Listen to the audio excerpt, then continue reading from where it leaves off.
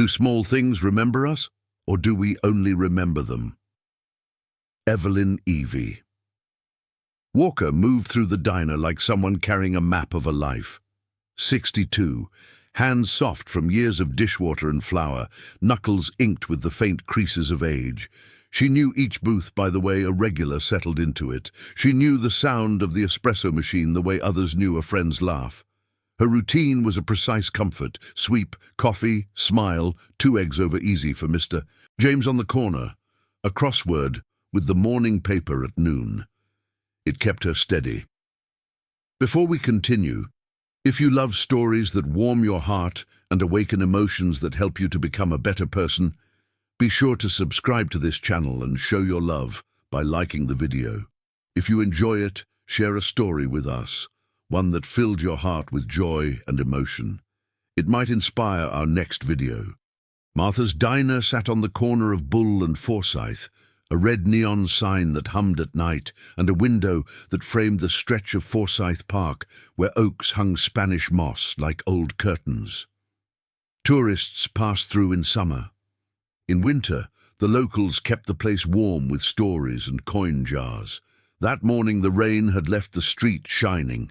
The din of plates and conversation was soft and familiar. Evie wiped a counter, the scent of lemon cleaner and coffee rolling up into her nose.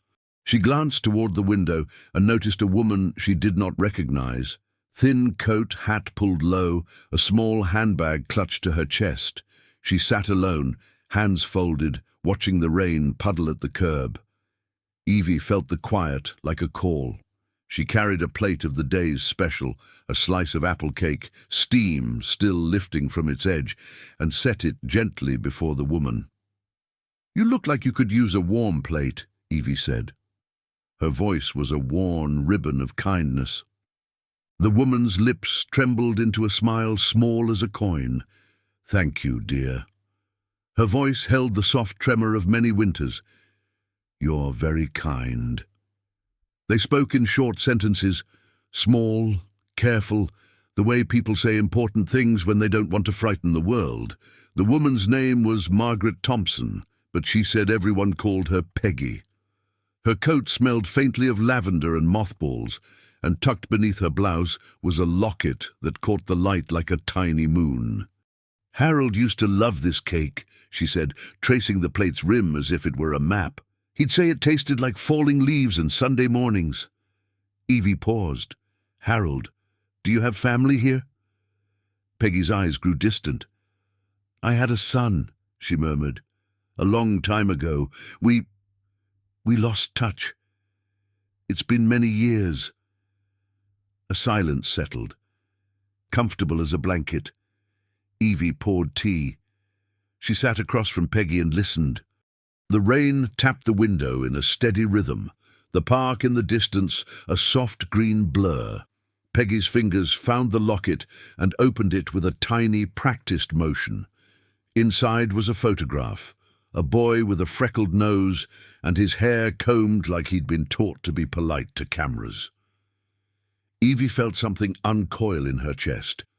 Not alarm, but a pull, an unexpected tug toward a story she had not known she would carry. "Would you like to tell me about him?" Evie asked gently. Peggy nodded, voice breaking. "I'd like that very much." They talked until the lunch crowd swelled and the bell over the door chimed with new footsteps, short sentences, little laughs, tears that came and were wiped away, small like polished stones. Patrons glanced over, offering smiles that were the quiet currency of small towns. When Peggy stood to leave, Evie wrapped the cake's napkin around the locket for safekeeping and pressed a business card into Peggy's hand, a simple card with the diner's number and Evie's name. "Come back tomorrow," Evie said. "We'll have more cake, and you can tell me more." Peggy's smile was grateful and fragile. "I will," she whispered. Evie watched Peggy walk into the washed street, the hat bobbing like a ship's mast. The bell chimed again. The radio hummed a distant, familiar song. Evie folded the napkin and placed it in her apron pocket. There was a small, warm glow in her chest, the kind that arrives when you have done something that matters but didn't expect to. She did not know then that the simple kindness would ripple farther than the diner's window. She did not know that the city would send 2 officers the next morning, asking for Evelyn Walker by name. But she did know this, that sometimes a piece of cake was the beginning of remembering. Morning light crept into the diner like a shy guest, slipping across the floorboards and warming the chrome counters. Evie unlocked the door at 6 a.m., sharp, same as always. The air smelled of cinnamon rolls cooling on the rack and the first pot of coffee sputtering its rich, earthy promise. Routine was a soft blanket for her. Familiar, dependable, something she could wrap around her aging bones when the world felt too loud. She hummed as she wiped the tables, her voice blending with the low murmur of the radio. Every so often, she glanced at the booth near the window, the one where Peggy had sat with her locket, her stories, her soft gratitude. Evie hoped she would come back. Older women who carried loneliness like a thin coat always tugged at her heart. The bell over the door jingled earlier than usual. Evie looked up, expecting Mr. James with his newspaper tucked under his arm. Instead, 2 uniformed officers stepped inside, a man and a woman, young, serious, and carrying the kind of stillness that took up an entire room. Evie's hand froze over a salt shaker. "Good morning," she said, forcing a small smile. "Coffee?" The male officer shook his head. "Ma'am, are you Evelyn Walker?" Her heart stuttered, not from guilt, but from the sudden awareness that her name had travelled somewhere she didn't send it. "Yes," she said slowly. "Is something wrong?" The female officer stepped forward, her expression gentle but heavy. "We're looking for a woman who was here yesterday, elderly, small frame, wore a grey coat and hat, sat by the window." Evie blinked. "Peggy?" Both officers exchanged a glance. "Margaret Thompson," the woman confirmed. "Did she tell you that name?" Evie nodded, wiping her palms on her apron. "Yes, she had a slice of cake. I gave it to her on the house. She seemed lonely."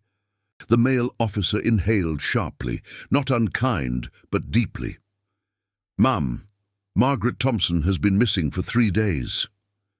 Evie felt the floor tilt beneath her feet. "Missing?" "Yes," the officer continued. "She wandered away from a senior care home on the south side. She has early-stage dementia. Sometimes she remembers pieces of her past. Other times she slips." Evie's throat tightened. "She was here," she whispered. "She was so gentle. She talked about her son." The female officer softened at that. "She talks about him a lot. He passed away 40 years ago, but sometimes she believes he's still a child." Evie pressed a hand to her chest. "She showed me a picture," she said. "A little boy with freckles." "That's him," the officer nodded. "The one she never stopped looking for." Silence settled. Not painful, but tender. The male officer stepped closer. "Ma'am, she mentioned you by name this morning." Evie's breath caught. She did." "Yes. She said, 'Go find the lady with the cake. She'll help you find home.'" Evie's eyes flooded instantly. Peggy hadn't just remembered the cake. She had remembered the kindness. "We were hoping," the officer said gently, "that you could help us find where she went next. Anything," she said, "anything at all." Evie wiped her tears and straightened her shoulders. Not out of bravery, but out of something deeper. Responsibility, compassion, connection. She looked toward the booth where Peggy had sat. "She trusted me," Evie whispered. "I won't let her down." And in that quiet morning diner, Evelyn Walker stepped into a story she never imagined she'd carry, one that began with a slice of cake and was now asking her to help an old woman find her way home. Some objects are small enough to fit in a hand, yet heavy enough to hold a lifetime. Evie walked to the booth where Peggy had sat the day before. Her fingers brushed the vinyl seat, as if trying to feel the warmth the old woman had left behind. The officers watched quietly, giving her space. "She kept holding a locket," Evie said softly. "She opened it when she talked about her son." The female officer, Officer Miller, nodded. "She's had that locket for decades. It's the only thing she never loses." Evie's brow furrowed. "Except she did lose it." Both officers straightened. Evie reached into her apron pocket and pulled out a folded napkin. Inside it, small, delicate, warm from being held close, lay Peggy's silver locket. "I wrapped it for her," Evie whispered, "so it wouldn't slip. I meant to give it back before she left." The officers exchanged a look filled with both relief and concern. Officer Miller gently opened the locket. The tiny hinge clicked, soft as a sigh. Inside lay the photograph Evie remembered, a freckled boy with a shy smile, his hair neatly combed. On the other side was a faded inscription scratched by time. "Find your way back to me. M."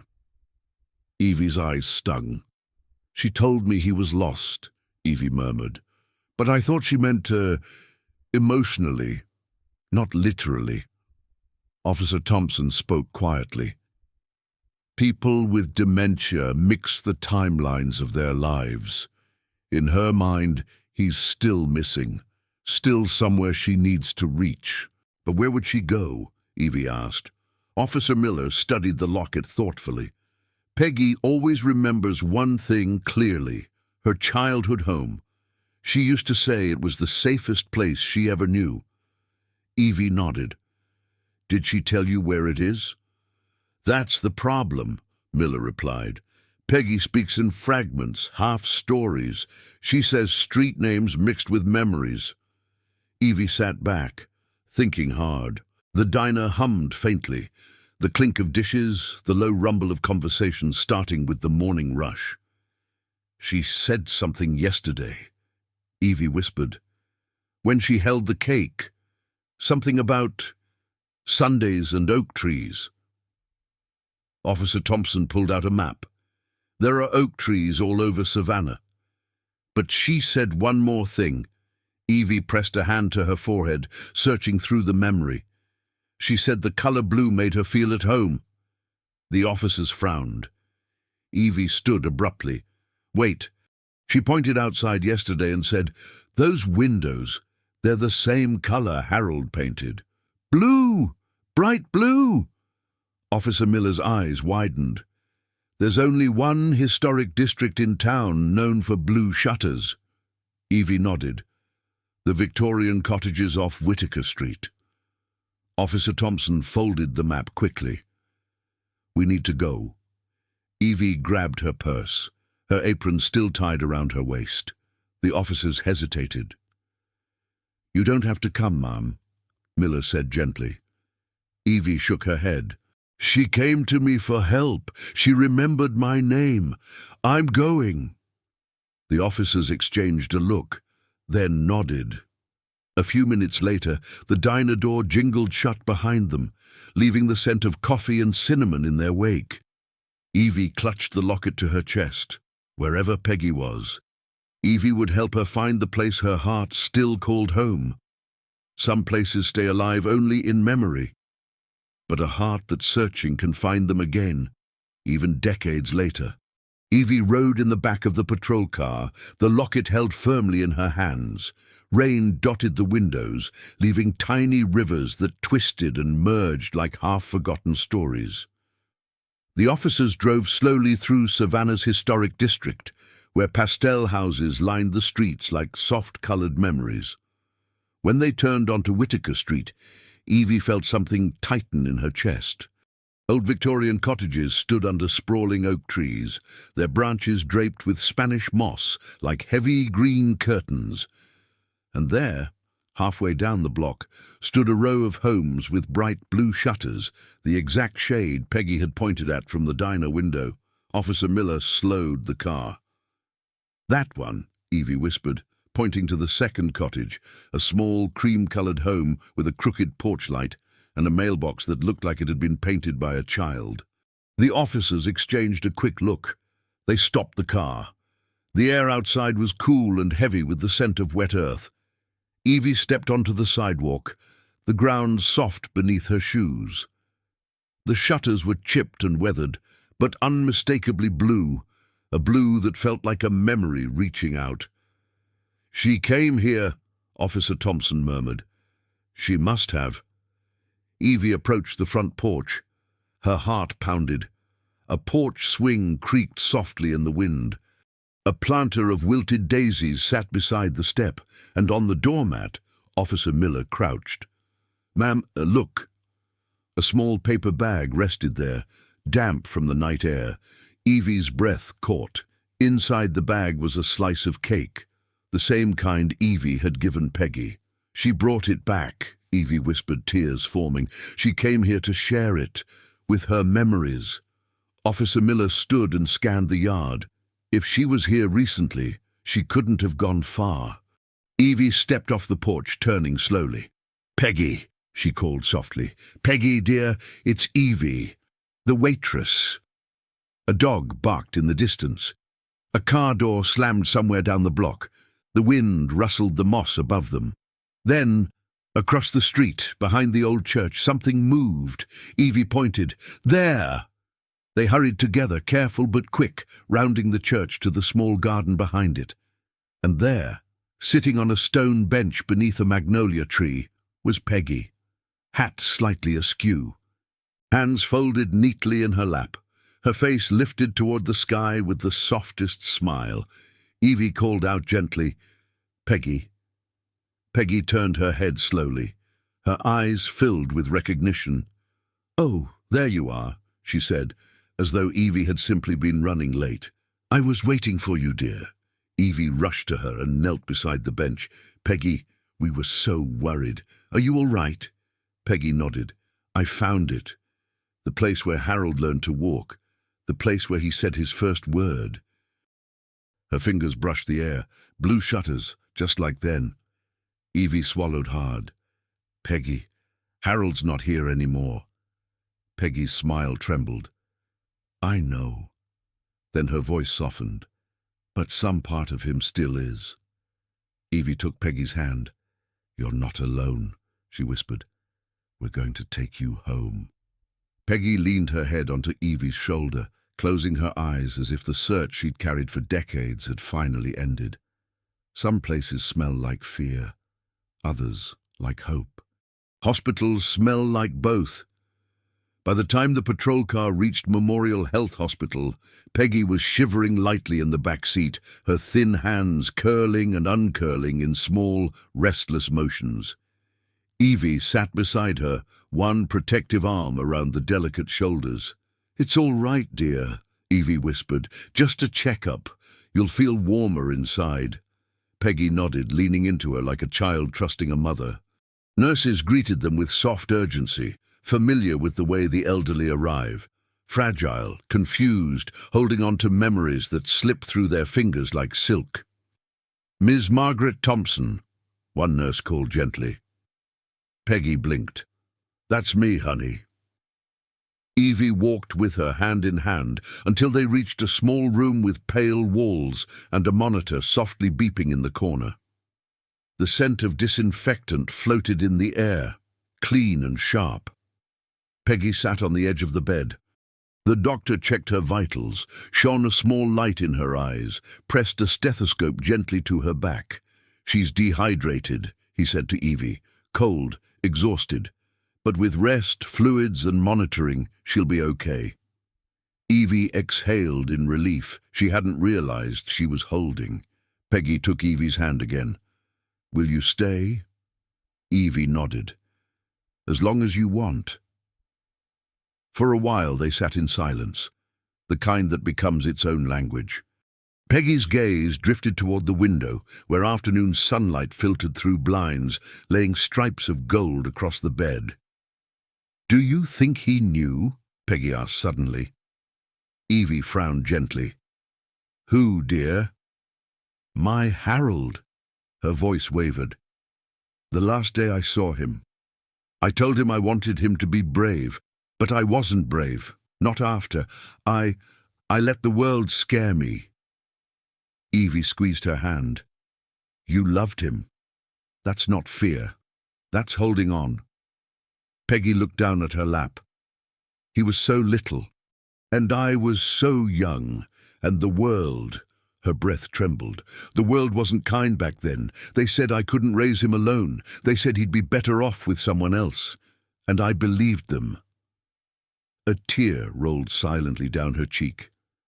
"They took him, and I never saw him again."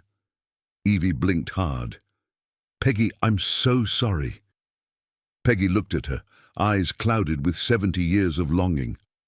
"I've searched for him every day since." Evie's heart cracked, clean and deep. She brushed a strand of hair from Peggy's forehead with a tenderness that surprised even herself. "He knew you loved him," Evie said softly. "Children always know." Peggy smiled weakly. "You remind me of how I wished someone had spoken to me back then. Kind, gentle." Evie swallowed. "You deserve kindness." Peggy rested her head against Evie's hand. "You know," she whispered, voice trembling, "you're the first person in years who didn't look right through me." Evie's eyes burned. "Not anymore," she whispered. "I see you." At that moment, a nurse re-entered. "Ms. Walker, the police need to speak with you." Evie stood, confused. "Me? Why?" The nurse hesitated. "It's about the locket." Evie turned back to Peggy, fear and confusion swirling in her chest. "Why the locket?" she whispered. Peggy closed her eyes, exhausted. "It wasn't just a picture," she murmured. "There's something inside it. Something I never told anyone." Evie leaned closer. "What is it, Peggy?" Peggy's voice was barely a breath. "It's the key to where Harold went. Some secrets are too heavy for a heart to hold forever. They hide in small spaces, a drawer, a letter, a locket, waiting for the day someone finally listens." The nurse guided Evie toward the hallway where the two officers stood. The sharp hallway lights buzzed, flickering slightly, casting long reflections across the polished floor. Evie felt the locket in her apron pocket, warm from her body heat, heavy with meaning. Officer Miller spoke first. "Ms. Walker, we need to see the locket again." Evie frowned.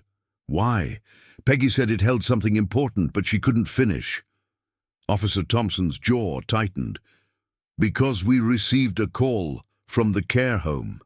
Peggy's file doesn't just list a missing son." He paused. "It lists an adoption that was sealed." Evie's breath caught. "Adoption?" "Her son wasn't taken by the state," Miller said. "He was adopted privately, under suspicious circumstances. Peggy never signed willingly." Evie's hand trembled as she held out the locket. Officer Thompson opened it carefully. Behind the faded photograph, covered by a thin layer of fraying fabric, was something small and yellowed with time. A folded piece of paper. Officer Miller slipped on gloves and removed it gently. "This has been hidden for decades." Evie's heart pounded as the officer unfolded the fragile scrap. Across the paper, written in hurried cursive, were words Evie had to lean in to read. "If anything happens to me, please find Harold. His new name is—" The bottom was torn. "No name," Officer Miller murmured, frustrated. "Just a first clue." Evie felt her knees wobble. That's why she never found him. Officer Thompson nodded. Her memory held on to the only thing she had left, the place she last felt safe, the blue shutters. Evie wiped her eyes. "Can the adoption records be unsealed?" "We're working on it," Miller said, "but it could take days, maybe weeks." Evie shook her head fiercely. "Peggy may not have that long." Silence thickened. Then Officer Thompson added quietly, "There's one more thing." Evie braced herself. "We ran handwriting comparisons. That note wasn't written by Peggy." Evie blinked. "So, Who wrote it? Miller's expression softened. We think it was written by the adoptive mother, someone who regretted how the adoption happened. Evie pressed a hand to her chest. Someone tried to help Peggy. Someone left her a clue, Miller said, a clue she kept close to her heart all these years. A nurse appeared at the doorway. Ms. Walker, Peggy is asking for you. Evie took the locket back, holding it now with reverence, as though the silver pendant carried the heartbeat of a woman's entire life. Before walking away, she turned to the officers. What do we do now? Officer Thompson answered softly. We find the rest of the story. Evie nodded and stepped toward Peggy's room, toward the woman whose heart had been carrying a torn piece of hope for 40 years. She pushed open the door. Peggy looked up from the bed, eyes tired but searching, waiting for the one person she trusted. Evie, she whispered, reaching out. Evie sat beside her and held her hand. I found what was inside the locket, Evie said gently, and now we're going to find Harold. Peggy's lips trembled, not from fear this time, but from hope. Some truths hide in dusty rooms, in faded ink, in places forgotten by the world, but not by the heart. To find them, you must be willing to open doors few dare to touch. Evie returned home that night with the locket tucked close to her heart, but sleep did not follow her. Instead, her mind replayed Peggy's trembling voice, the half-torn note, the missing name. She sat at her kitchen table until dawn, a cup of untouched tea cooling in her hands. By morning, the decision was made. She walked straight to the police station and found Officer Miller already waiting, a file in her hand and urgency in her eyes. We have something, Miller said. It's not much, but it's a start. Evie's pulse quickened. What is it? The adoption agency that handled Peggy's case closed in 1989. All remaining documents were transferred to the Savannah County Archives. We found one record that mentions a private adoption around the same year Harold would have been placed. Evie gripped the counter. Does it say his new name? Miller exhaled. Not directly, but the file includes a handwritten list of children transferred during that month. All boys. All aged between 2 and 4. She handed Evie the sheet, yellowed, fragile, written in faded type with names typed unevenly across the page. Evie's eyes scanned the list. Daniel Peterson, Michael Reed, Thomas Blake, Henry Warner, and halfway down, she froze. Officer Miller, this name. Miller leaned in. Which one? Evie pointed with a trembling finger. Harlan Thompson. Miller blinked. Thompson, Peggy's last name. Evie nodded, breath shaky. Adoptive families sometimes kept part of the original name. It meant they wanted the child to know where he came from. Miller quickly searched the county database. A few clicks, a pause. Then, oh my God, she whispered. Evie grabbed her arm. What? What is it? Miller turned the screen toward her. Harlan Thompson, age 47, lives here in Savannah. Evie's voice cracked. He stayed here all these years. Looks like it. Evie leaned back, overwhelmed. Peggy was searching the whole country, and he was right here. Miller nodded. Sometimes the lost things stay closer than we think. Evie's tears came silently, as though released from a place she didn't know she'd been holding tight. What does he do? She asked. Miller scrolled. According to public records, he runs a small hardware store on Whitaker Street. Evie's breath left her. Whitaker Street, where the blue-shuttered cottages stood, where they had found Peggy sitting under the magnolia tree. It wasn't a random place she wandered into. It was instinct, memory, heart. We need to tell Peggy, Evie whispered. Miller nodded. Let's go. But as Evie gathered her purse, Miller gently touched her arm. There's one thing you should know. It appears Harlan doesn't know he's adopted. Evie froze. He might not know Peggy exists, Miller added softly. We need to approach him carefully. and prepare for both possibilities, acceptance and rejection. Evie swallowed hard. "No matter what," she said firmly, "Peggy deserves to know her son is alive." Miller nodded with respect. 20 minutes later, they were on their way back to the hospital, carrying a name, a truth, and a chance Peggy had waited a lifetime to receive. And for the first time in 40 years, the path home had a direction. Some steps feel heavier than others, not because of the distance, but because of what waits at the end of them.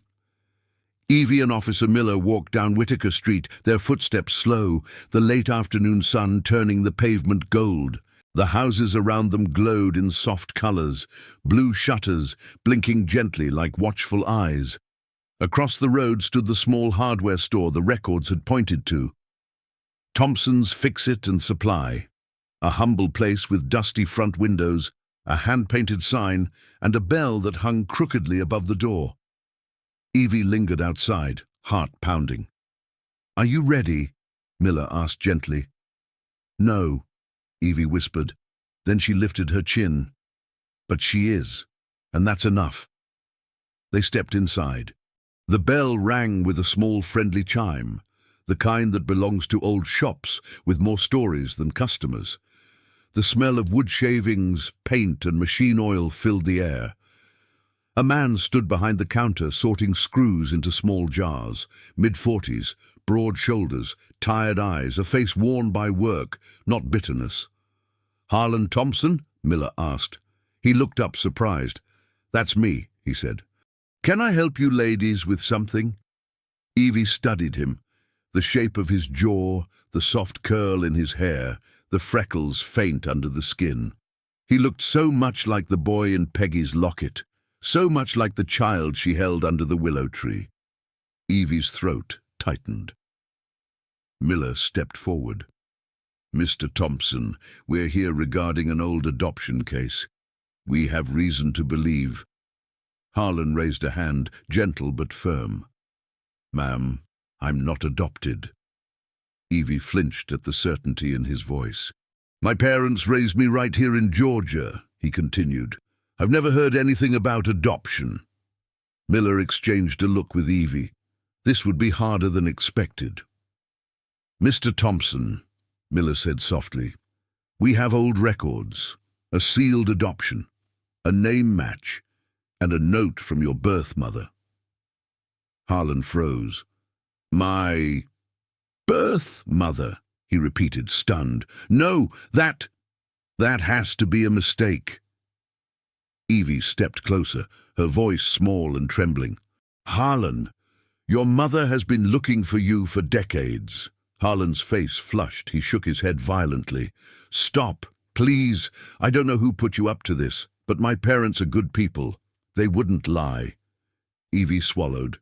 "Maybe they wanted to protect you, or maybe they thought it was best at the time." He backed away, bracing himself against the counter as if the floor had tilted. "My mother is gone," he whispered. "Both of them." Evie took a deep breath. "Harlan, the woman who gave birth to you is alive," she paused, "and she's waiting for you." Harlan's eyes filled with disbelief, then confusion, then fear. I don't even know her name," he said, voice cracking. Evie reached into her purse and pulled out Peggy's locket, the silver chain glinting in the soft store light.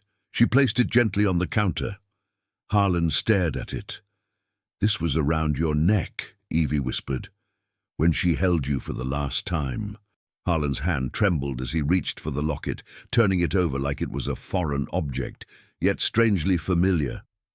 "Where is she?" he whispered. Evie exhaled shakily.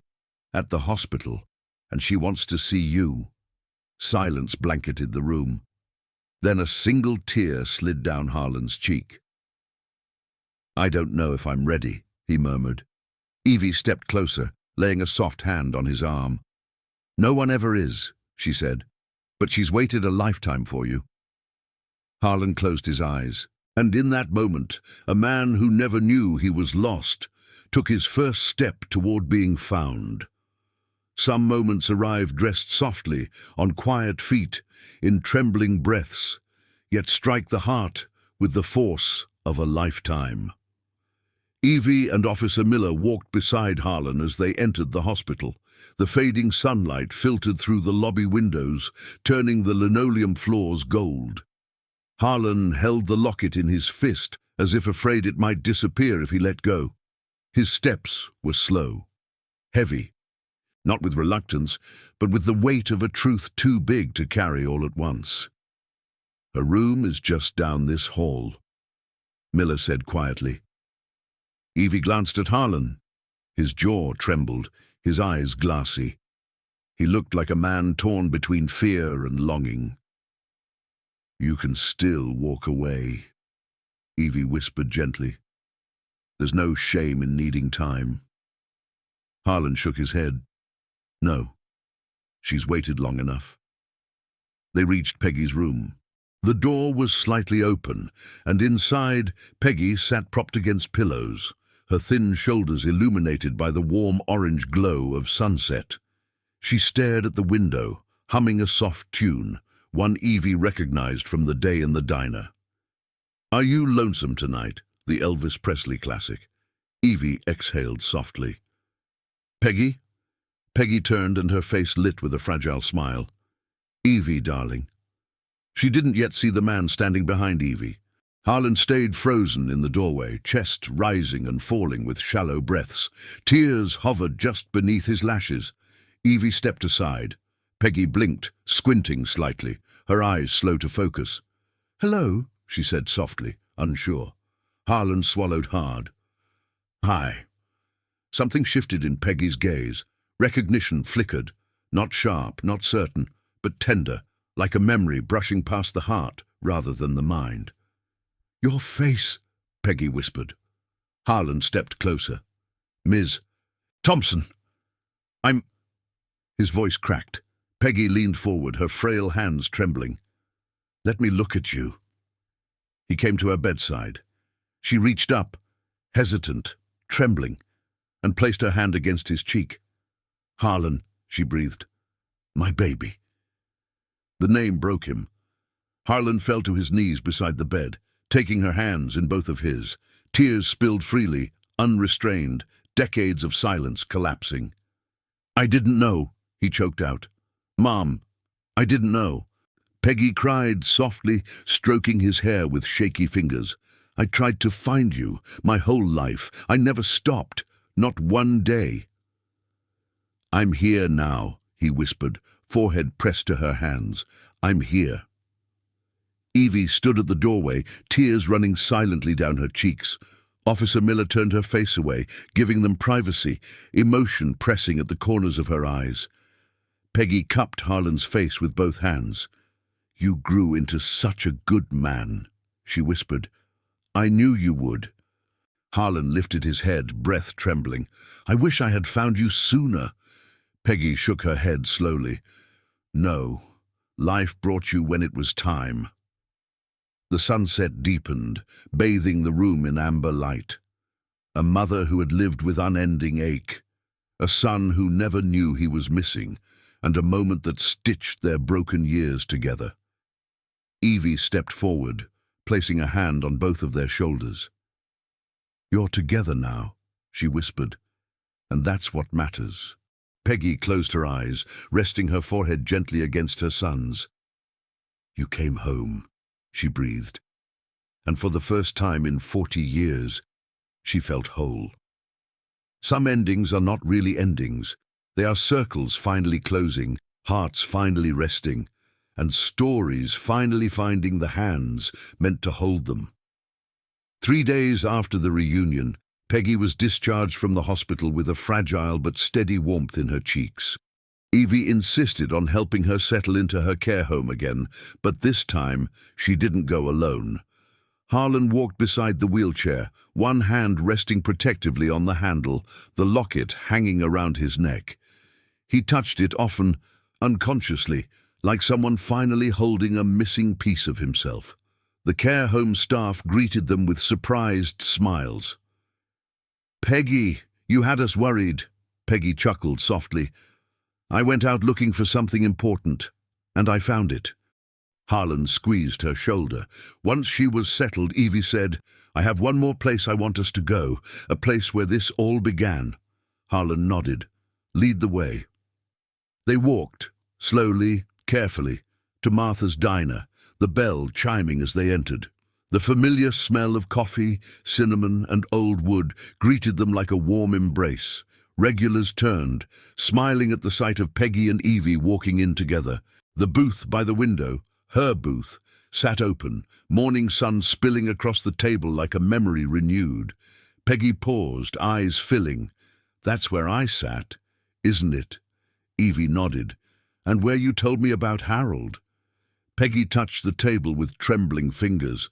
"And where you gave me that cake." Evie smiled. "Best decision I ever made." They slid into the booth, Peggy and Evie on one side, Harlan on the other. Evie placed a warm slice of apple cake before Peggy, who laughed softly. "Oh, Harold used to love this," she murmured. Harlan blinked. "I did?" Peggy reached across and touched his cheek. "You do." They ate together in soft conversation, short sentences, comfortable smiles, tears that slipped silently but kindly. When Peggy finished her cake, she took both Evie's and Harlan's hands. "I thought my story had already ended," she whispered. "But I was wrong. I had one more chapter. And you too. You helped me write it." Evie squeezed her hand. "You wrote it." "We just followed your heart." Harlan leaned forward. "I want to be part of your life for as long as we have." Peggy's lips trembled. "I'd like that more than anything." The sunlight warmed their faces. Outside, the oak trees swayed in the breeze, Spanish moss swaying like soft curtains of time. Inside, at a small booth by the window, a mother, her son, and the woman who tied their stories together shared a quiet, perfect moment. A moment stitched from decades of loss, and finally, gentle reunion. Sometimes the smallest kindness, a slice of cake, a gentle smile, a seat by the window, becomes the spark that lights the way home for someone lost in time.